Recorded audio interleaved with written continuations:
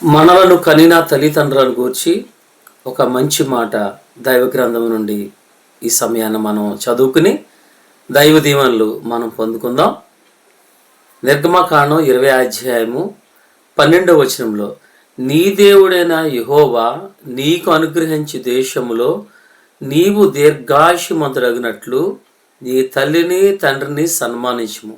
తత్ఫలితం దీర్ఘాయుష్ వస్తుంది, సుఖశాంతులతో బ్రతుకుతాం, సంతోషంగా బ్రతుకుతాం, చదువులో విజయం వస్తుంది, ఉద్యోగం వస్తుంది, వివాహం జరుగుతుంది, దేవుని చిత్తం నెరవేర్చిన వారం అవుతాం.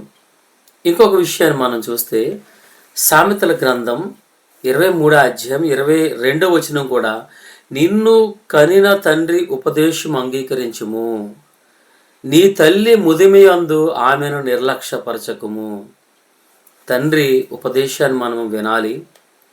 తల్లిదండ్రులు వృద్ధాప్యానికి వచ్చినప్పుడు వారిని నిర్లక్ష్యపరచకుండగా, మన బాల్యమందు మనలను తల్లిదండ్రులు ఎంత మంచిగా ప్రేమగా పెంచారో, ముదిమి అందు మన తల్లిదండ్రులను అంత బాగా మనం పెంచితే దేవుని యొక్క దీవెనలు మనం పొందుకుంటాం. తద్వారా అనేకులు కూడా తమ తల్లిదండ్రులను మంచిగా చూస్తారు. మీ అందరినీ దేవుడు దీవించునుగాక. ఆమేన్.